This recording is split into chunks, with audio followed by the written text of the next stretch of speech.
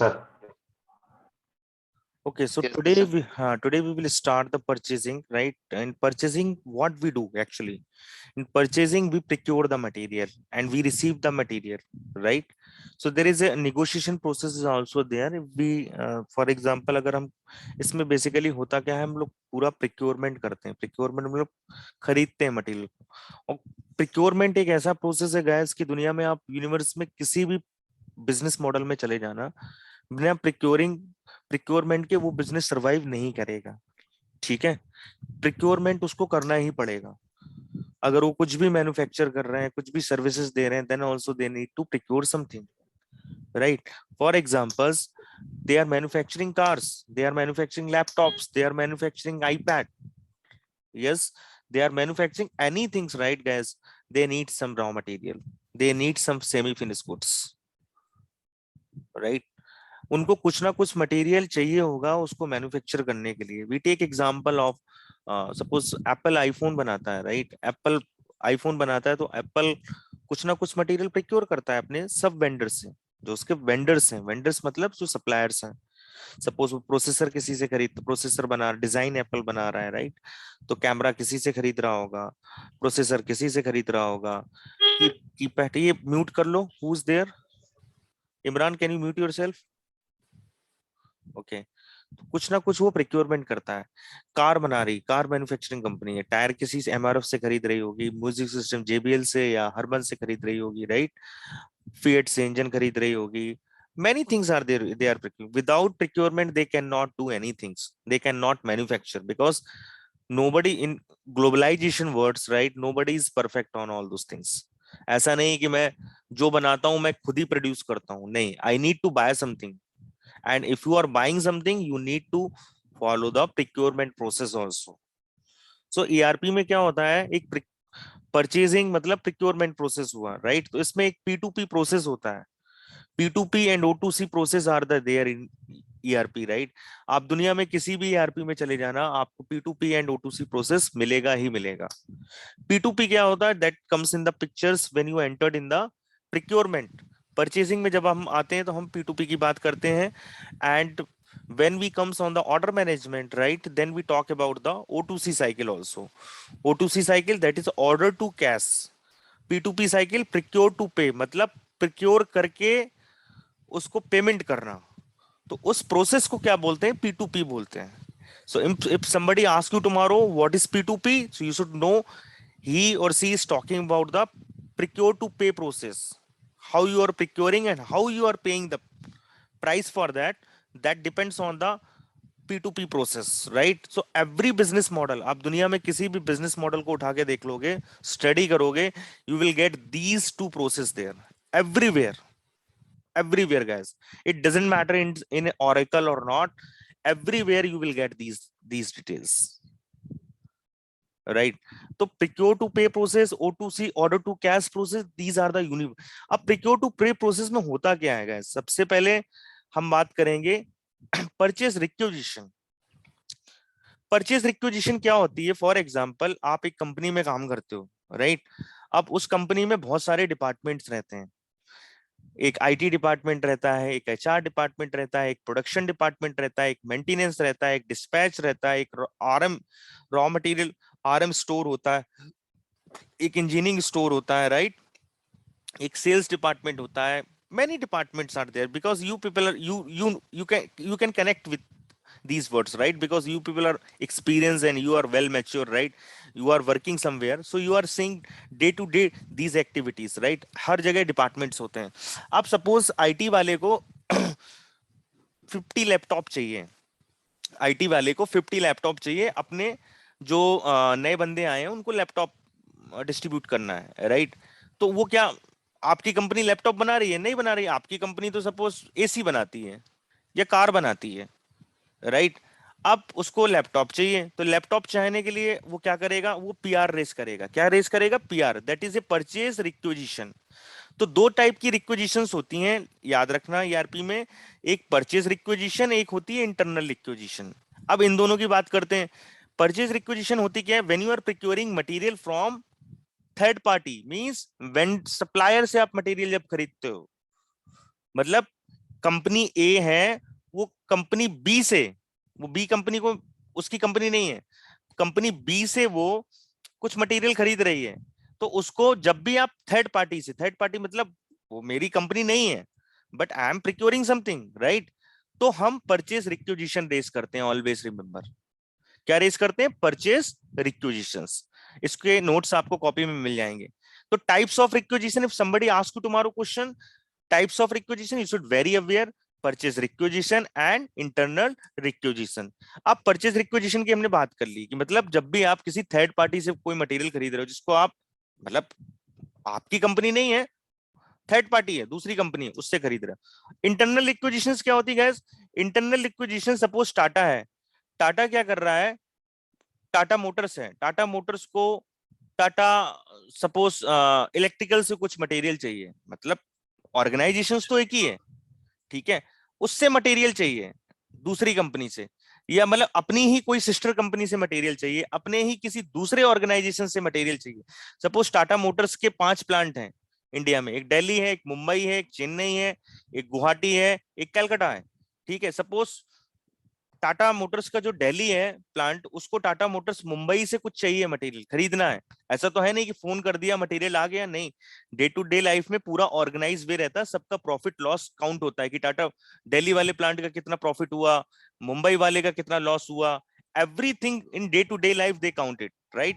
सो अगर सपोज दिल्ली वाले प्लांट को मुंबई वाले प्लांट से कुछ मटेरियल चाहिए, क्योंकि वो ऑर्गेनाइजेशन तो एक ही है, एम्प्लॉयज एक ही है, सब कुछ एक ही है, तो वहां पे हम यूज करते हैं इंटरनल रिक्विजिशन। इंटरनल मतलब मैं अपनी ही ऑर्गेनाइजेशन से मटेरियल खरीद रहा हूं, प्रॉपर तरीके से होगा, उसका पूरा रिक्विजिशंस बनेगा और प्रॉपर मटेरियल आएगा और प्रॉपर पेमेंट होगा, क्योंकि सबका एक अलग अलग प्रॉफिट लॉस डिवाइड होता है। तो इस चीज में आप याद रखना कि when you are procuring material from your own organisations,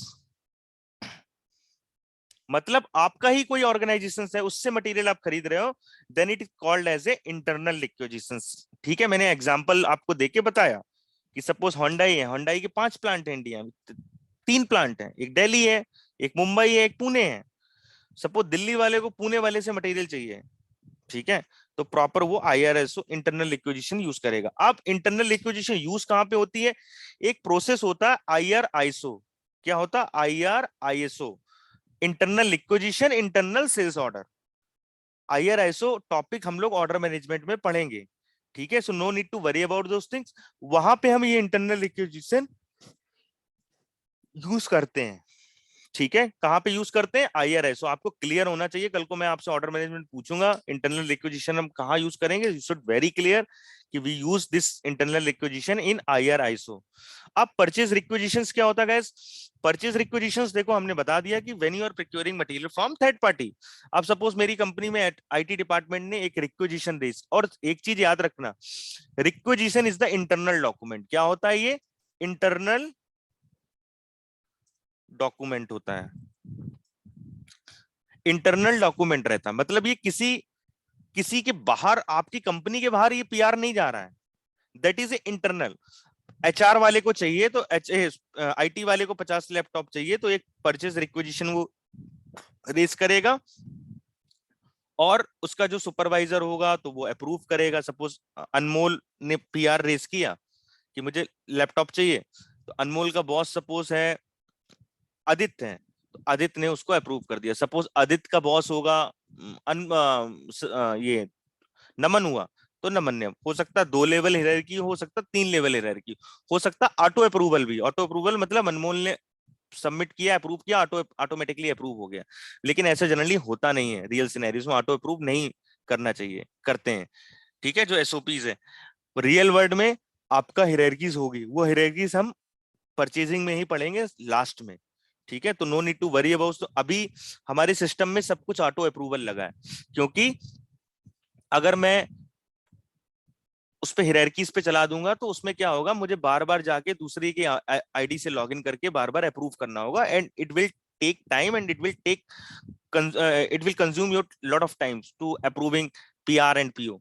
So that is the reason in test environment it is set up as a auto approval. But hierarchies मैं आपको पढ़ाऊंगा, no need to, तब मैं आपके नाम की hierarchies बनाऊंगा, अनमोल PO बनाएगा, PR बनाएगा, फिर उसका आदित्य अप्रूव करेगा, फिर आदित्य के ऊपर सपोज नमन है, नमन अप्रूव करेगा, नमन के ऊपर सौरभ है तो सौरभ अप्रूव करेगा। वो सब मैं दिखाऊंगा आपको, लेकिन अभी के हिसाब से अभी जो हम लोग टेस्टिंग करेंगे, जो चेक करेंगे, वो सब ऑटो अप्रूवल पे लगा हुआ है। तो ये पिक्चर मैंने क्लियर कर दी आपकी, ठीक है। तो परचेज रिक्विजिशन इंटरनल डॉक्यूमेंट होता है, ये क्या करेगा, ये अप्रूव करेगा, अप्रूव होने के बाद वो पीआर चली जाएगी परचेजिंग टीम पे। हर एक कंपनी में एक प्रिक्योरमेंट डिपार्टमेंट होता है, ठीक है। परचेजिंग भी बोलते हैं उसको, परचेजिंग डिपार्टमेंट, प्रिक्योरमेंट डिपार्टमेंट, ये सब जगह होता है। या सप्लाई चेन मैनेजमेंट डिपार्टमेंट, जो जो मटेरियल खरीदते हैं, जिनका काम सिर्फ यही होता है कि अपनी कंपनी की जितनी भी रिक्वायरमेंट्स हैं उसको खरीदना, ठीक है। Clear? Anyone, any open question guys? Yes sir. ठीक है। और आप लोग डे टू डे लाइफ में देखते भी होंगे, तो सपोज इसने आईटी वाले ने पीआर रेस की, उसके बॉस ने अप्रूव कर दिया और वो पीआर चली गई परचेजिंग के पास, परचेजिंग डिपार्टमेंट। परचेजिंग डिपार्टमेंट क्या करेगा, उसको पीओ बनाएगा, ठीक है। सप्लायर सर्च करेगा और सप्लायर बना के पीओ बनाएगा, परचेज ऑर्डर बनाएगा। परचेज ऑर्डर भी फिर अप्रूवल पे जाएगा, हो सकता है लेवल दीपाली ने बनाया, इसने बनाया, दीपक ने बनाया, दीपक ने परचेज ऑर्डर बनाया तो बायर हुआ। Who is creating purchase order, he is called as, he और she is called as a buyer, always remember, ठीक है। तो दीपक ने बनाया, दीपक के बाद अक्षय के पास गया purchasing manager, that is L1, level 1 था। अक्षय का लिमिट कितना है, सपोज 100 से 1000 है। ये देखो मैं दिखाता हूँ, एक मिनट, ठीक है। सपोज दीपक था, दीपक का 0 से लेके 100 तक लिमिट था, लेकिन पीआर मेरा बना है 10,000 का, मोर देन 10,000, 12,000 का बना है। तो दीपक के पास गया, दीपक के बाद अक्षय ने किया, अक्षय के बाद सचिन ने किया जो फाइनेंस जीएम है, सचिन के बाद दीपाली ने उसको अप्रूव किया, राइट। तो वो उस पे भी हियरार्कीज चलती है, ठीक है। Once your purchase order is approved, now you can send this approve purchase order to your supplier.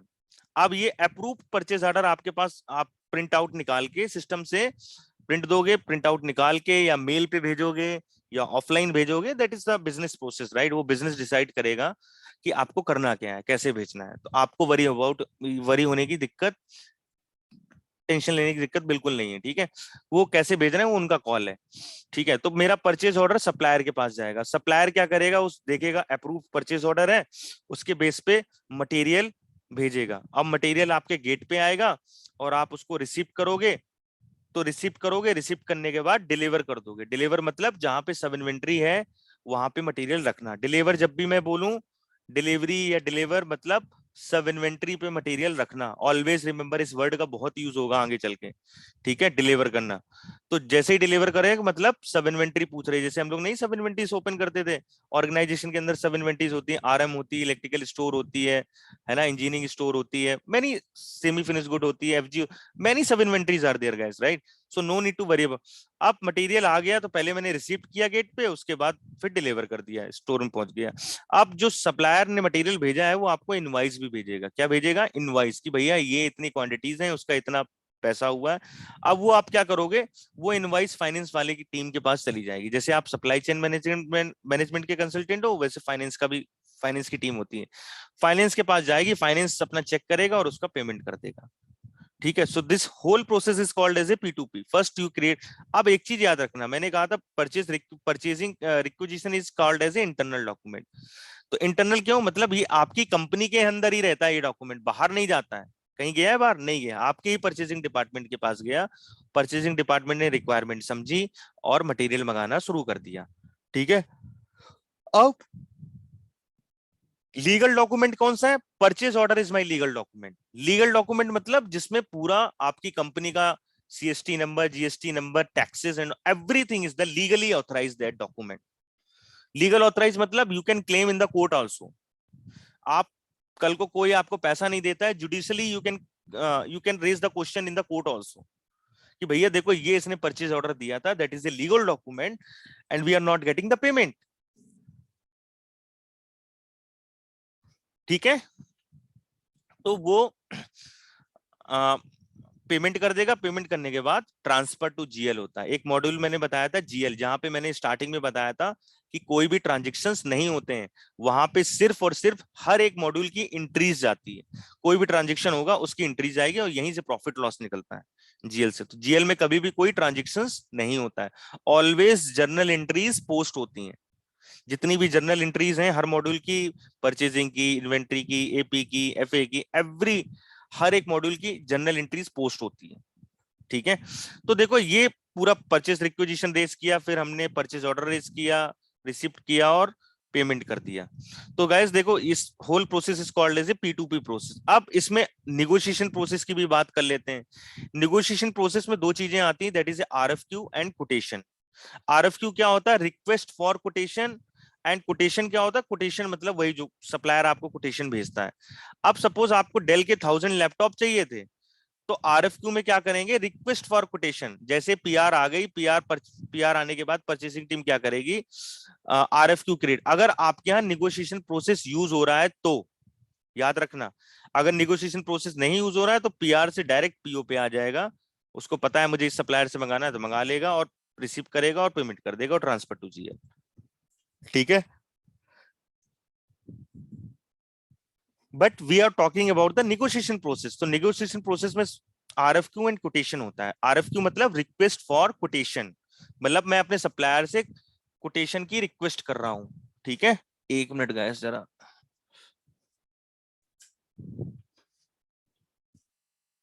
एक मिनट।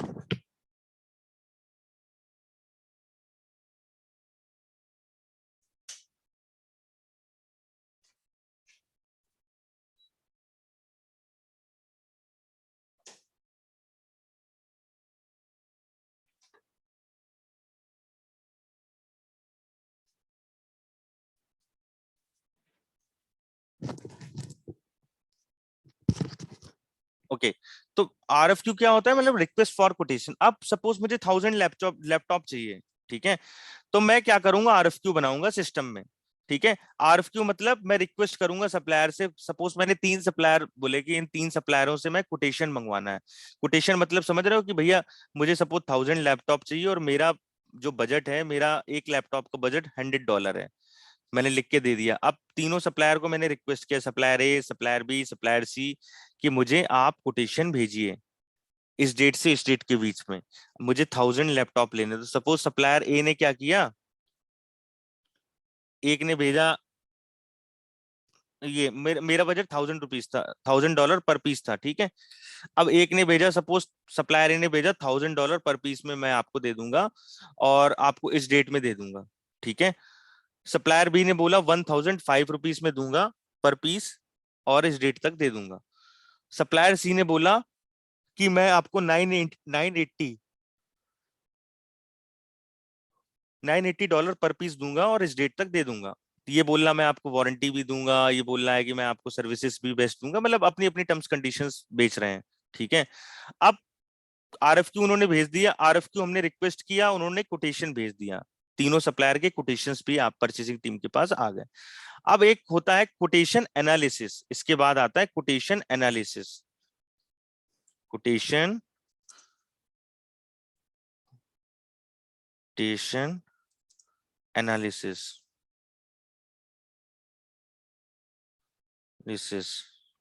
ठीक है, कोटेशन एनालिसिस में क्या होता है? जब मेरे पास तीनों कोटेशन आ गए तो मैं फिर तीनों को सिलेक्ट करके मैं सर्च करूं, एनालिसिस करूंगा कि which one is best for my organisation policies. मेरी कंपनी के लिए कौन सा बेस्ट डील है? Who is the best deal for my organisation? Who will decide? Purchasing team will decide. Suppose उनको सप्लायर सी की जो डील है वो बेस्ट लग रही है, क्योंकि $980 पर पीस दे रहा है और मुझे वारंटी भी दे रहा है और मुझे ऐसे ऐसे दे रहा है, जो भी हो आपका आपका वो नजरिया, बिजनेस कॉल है, राइट? कौन सा, तो उसको बोलते हैं कोटेशन एनालिसिस करना। कोटेशन एनालिसिस मतलब जो रिपोर्ट होती है कोटेशन एनालिसिस में तीनों सप्लायर के प्राइस लिखे रहते हैं ऐसे ही, और उसमें हमें डिसाइड करना होता है विच वन इज गुड। अब मेरा ये कोटेशन एनालिसिस कर लिया, सपोज मैंने सप्लायर सी फाइनलाइज किया कि this one is the best for my organisation, price is less, on time delivery और वारंटी भी मुझे अच्छी दे रहा है, मेरी बेस्ट डील है। ठीक है, जैसे हम लोग डे टू डे लाइफ में कुछ खरीदने जाते हैं तो निगोशिएट नहीं करते हैं, जो हमें बेस्ट लगता है, 3 जगह जाते हैं, 3 में से फिर जो बेस्ट लगता है फिर वहां से लेते हैं। ठीक है, तो सप्लायर सी से सपोज वो ले रहे हैं, तो सप्लायर सी को फिर क्या करेंगे, ये सप्लायर सी को परचेज ऑर्डर रेस करेंगे, फिर परचेज ऑर्डर अप्रूवल पे जाएगा। ठीक है, अप्रूवल पे जाएगा, अप्रूव उसको ऑर्गेनाइज, उसके जो आपकी हायरार्कीज में बंदे हैं वो अप्रूव करेंगे। ठीक है, अप्रूव करने के बाद अप्रूव परचेज ऑर्डर आपके सप्लायर के पास जाएगा, सप्लायर सी के पास गया। तो उस अप्रूव परचेज ऑर्डर के बेसिस पे सप्लायर सी क्या करेगा, आपको मटेरियल भेजेगा। ठीक है, मटेरियल मतलब वही जो आपने मंगाया है, पीओ में लिखा है, वो मटेरियल भेजेगा और आप उसको रिसीव करोगे गेट पे रिसीव करोगे, फिर सब इन्वेंट्री में डिलीवर कर दोगे। ठीक है, डिलीवर करने के बाद आप जो इनवाइस उसने सप्लायर ने भेजा है वो सब इनवाइस आप फाइनेंस टीम को दे दोगे और फाइनेंस टीम उसका पेमेंट कर देगी। So this whole process is called as a P2P process. Means first we create requisition, then if negotiation process is there, then we create RFQ, then supplier will send the quotations, we will create the quotation in the system, and then we do the quotation analysis. Once we finalize the supplier, then we will raise the purchase order. My purchase order will go to the approval process, it will approve. Once it is approved, then we will send approved purchase order to our supplier. Supplier will send the material on the basis of my approved purchase order. We will receive the material, deliver to sub inventories, and then send the invoice to finance team to make the payment and transfer to GL. ऐसे ही आपको बोलना है जैसे मैंने आप अभी बोल के दिखाया है. So this whole process is called as a P2P process. Guys, any doubt, any open question still here? Please ask.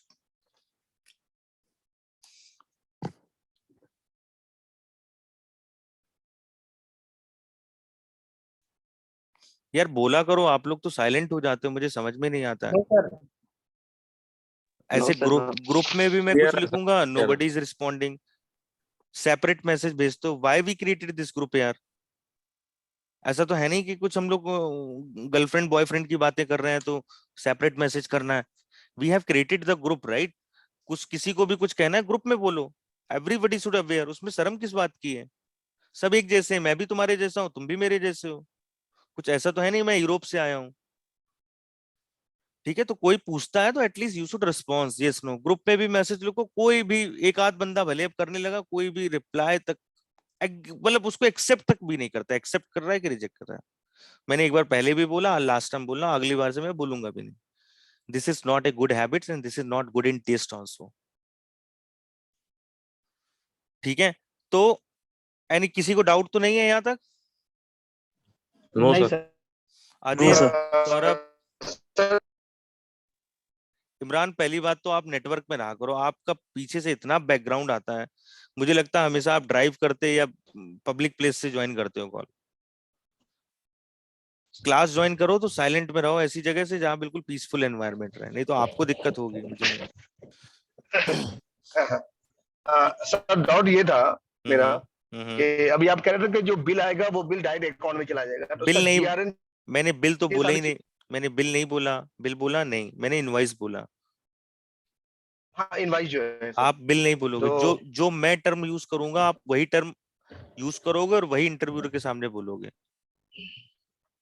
अब आगे. अच्छा, तो इनवॉइस अकाउंट में जाने से पहले GRN ये सारी चीज भी तो सर वो कंप्लायंसेस होगा ना उसमें? सर मैंने बताया नहीं, रिसिप्ट को ही तो GRN बोलते हैं. ये रिसिप्ट क्या बता रहा हूँ, आपका कहाँ प्रेजेंस ऑफ माइंड है. ठीक है, फोकस यहाँ रखो. मैं बता तो रहा हूँ, परचेज ऑर्डर गया, supplier approve purchase order supplier के पास जाएगा, सप्लायर फिर मटेरियल भेजेगा, we will do the receipt. देखो, receipt is not a standard word. ये कंपनीज में बोलते हैं GRN. GRN को मतलब क्या बोलते हैं, goods receipt note. Goods receipt note जिसको GRN बोलते हैं. बट ठीक है, उस ERP में उसको और रिसिप्ट ही बोलते हैं. बट कंपनियों में कई कंपनियों में GRN उसको बोलते हैं. तो ऑरेकल में रिसिप्ट बोलते हैं. तो रिसिप्ट मतलब आपका रिसिप्ट होगा. रिसिप्ट देखो 3 टाइप की होती है. रिसिप्ट राउटिंग 3 टाइप की होती है. रिसिप्ट राउटिंग कितने टाइप की होती है? Direct routing, standard routing and inspection routing. Direct routing क्या होता है? One step receiving. एक ही फॉर्म पे आपका रिसिप्ट हो जाता है और डिलीवर भी हो जाता है. मतलब उसी फॉर्म पे आपको सब इन्वेंट्री, डिलीवर मतलब सब इन्वेंट्री पूछना कहाँ रखना है. याद रखो, डिलीवर मतलब सब इन्वेंट्री पूछना कि भाई ये सब इन्वेंट्री में कहाँ रखना है मटेरियल. तो वहीं पे आपका रिसिप्ट हो गया और वहीं पे आपको डिलीवर हो गया एक ही फॉर्म पे. That is called as a direct routing. That is a one step receiving. 2 step standard routing क्या होता है? पहले रिसिप्ट होता है, ठीक है, एक फॉर्म पे, फिर दूसरा फॉर्म होता है रिसीविंग ट्रांजेक्शन का, वहां पे जाके डिलीवर होता है, तो that is A 2 step receiving. Inspection routing क्या होता है, 3 स्टेप रिसीविंग, पहले रिसिप्ट होगा रिसिप्ट वाले फॉर्म पे, फिर रिसीविंग ट्रांजेक्शन वाले फॉर्म पे जाके इंस्पेक्शन होगा, फिर अगेन उसी रिसीविंग ट्रांजेक्शन के फॉर्म पे दोबारा हम करेंगे, उस पे डिलीवर करेंगे। तो 3 स्टेप्स आर देयर। तो there 3 types, receipt routing 3 types की होती है, स्टैंडर्ड, डायरेक्ट एंड इंस्पेक्शन। ये हम कल देखेंगे सिस्टम में, then you will get more clarity. ठीक है, तो P2P प्रोसेस आज आपको पता होना चाहिए, जो मैंने अभी समझाया है, और मैंने दोनों तरीकों से समझाया। If negotiation process is there, देखो मैंने ये भी बताया कि अगर जरूरी नहीं किसी ऑर्गेनाइजेशन में नेगोशिएशन प्रोसेस हो भी, अगर नेगोशिएशन प्रोसेस नहीं है तो first you will create requisition, then we create the purchase order, approve purchase order, will then your purchase order will go for approval. Once your purchase order is finally approved, then you will send the approved purchase order to your supplier. Supplier will send the material on the basis of approved purchase order. You will receive the material, okay, and deliver to sub inventories. And the supplier, which invoice is sent by the supplier, you will send this invoice to the finance team. Finance team will make the payment. Finance team मतलब वही जो पूरा financial चीजें, accounting, वो देखती हैं, payment payment और all those things. AP module पे उसका इनवाइस एंटर्ड होता है और वहीं से फिर पेमेंट कर देते हैं। ठीक है, तो आपको यही बोलना है। और लास्ट स्टेप है ट्रांसफर टू जीएल, मैंने बताया ट्रांसफर टू जीएल मतलब एवरी जर्नल एंट्रीज मतलब आपके सब लेजर अकाउंट्स मतलब मॉड्यूल, आपके हर एक मॉड्यूल की एंट्रीज जीएल पे पोस्ट होती है। So always remember guys, clear? Any doubt, any जी open sir. Question? Yes sir, ठीक है, तो ये P2P प्रोसेस आपको बिल्कुल पता होना चाहिए। अगर नेगोशिएशन प्रोसेस यूज हो रहा है तो फिर RFQ कोटेशन भी पिक्चर में आ जाएगा और कोटेशन एनालिसिस भी पिक्चर में आ जाएगा, वो मैंने समझा दिया अभी आपको।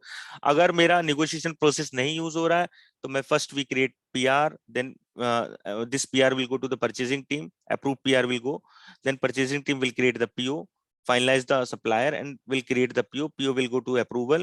Once my PO is approved, on the basis of that approved PO, we will send this approved PO to supplier. Supplier will what do? Supplier will, on the basis of this approved purchase order, they will send the material with invoice. We will receive the material in gate and then deliver to sub inventory and send the invoice to the finance team to make the payment. Finance team will make the payment and they will transfer to GL. Transfer to GL करेंगे। Clear? तो आज आपको ये पता होना चाहिए types of requisition क्या है। परचेज रिक्विजिशन इंटरनल मैंने समझा दिया। P2P प्रोसेस दोनों टाइप से, नेगोशिएशन प्रोसेस है तब कैसे बोलना है, नेगोशिएशन प्रोसेस नहीं है तब कैसे बोलना है। रिसिप्ट राउटिंग मैंने समझा दिया आपको, 3 स्टेप्स की होती है। ये सब सिस्टम में हम देखेंगे, so no need to worry, लेकिन आपको पता होना चाहिए। जब तक आपको पता नहीं है तब तक आपके दिमाग में नहीं आएगा। अब इंस्पेक्शन राउटिंग क्या होती है? सपोज मैंने 200 क्वांटिटी का PO बनाया था, ठीक है, अब मैं रिसिप्ट कर रहा हूं, तो रिसिप्ट मैंने क्या किया, नहीं सपोज हाँ मैंने 200 क्वांटिटी का PO बनाया था, अब जब मैं रिसिप्ट कर रहा हूं तो मैंने गेट पे रिसिप्ट पहले करूंगा, तो रिसिप्ट मेरी 200 क्वांटिटी हो गई।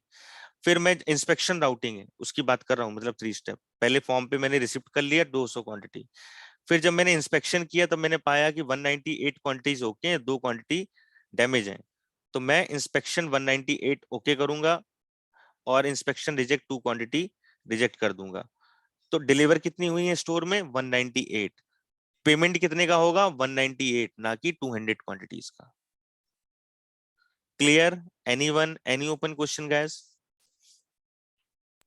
No sir. नो आपको नो रिसिप्ट क्लियर है। रिसिप्ट राउटिंग पता होना चाहिए, P2P प्रोसेस पता होना चाहिए, टाइप्स ऑफ रिक्विजिशन पता होना चाहिए, नेगोशिएशन प्रोसेस मैंने बताया, ये सब हम सिस्टम में देखेंगे, लेकिन आपको कॉन्सेप्ट क्लियर होना चाहिए। मैं कॉन्सेप्ट जो अभी बता रहा हूं आपको, ठीक है, ये पता होना चाहिए। और एक ये पता होना चाहिए मैचिंग। तो आज 4 चीजें आपको करनी है। मैचिंग क्या होता है? 2 वे, 3 वे एंड 4 वे। कल को मैं आपसे पूछूंगा how many types of matching, तो यू शुड वेरी क्लियर कि there are 3 types of matching, 2 way, 3 way and 4 way. In 2 way what we do, ये मैचिंग यूज कब होती है? मैचिंग जो फाइनेंस वाला पेमेंट करता है तब उसको मैचिंग की जरूरत पड़ती है। अगर 2 वे मैचिंग है तो वो क्या करेगा? PO और इनवाइस की क्वांटिटी चेक करेगा और पेमेंट कर देगा। सपोज PO में 200 क्वांटिटी है और इनवाइस जो उसने भेजा है वो भी 200 क्वांटिटी है, तो वो 200 का पेमेंट कर देगा। भले रिसिप्ट कितनी क्वांटिटी हो, वो सिर्फ वैलिडेट किसको कर रहा है, पीओ और इनवॉइस को। क्लियर? अगर सपोज पीओ 200 क्वांटिटी का है, इनवॉइस उसने 210 क्वांटिटी का भेज दिया है, तो सिर्फ पेमेंट कितने का करेगा, 200 का, क्योंकि दोनों को मैच कराना है उसको। ठीक है। अब three way matching, three way matching में क्या है, पीओ रिसिप्ट एंड इनवॉइस, मतलब 200 क्वांटिटी का पीओ है, रिसिप्ट मैंने 200 किया है, ठीक है, और इनवाइस भी मेरा 200 का है, तो मैं पेमेंट कर दूंगा 200 का।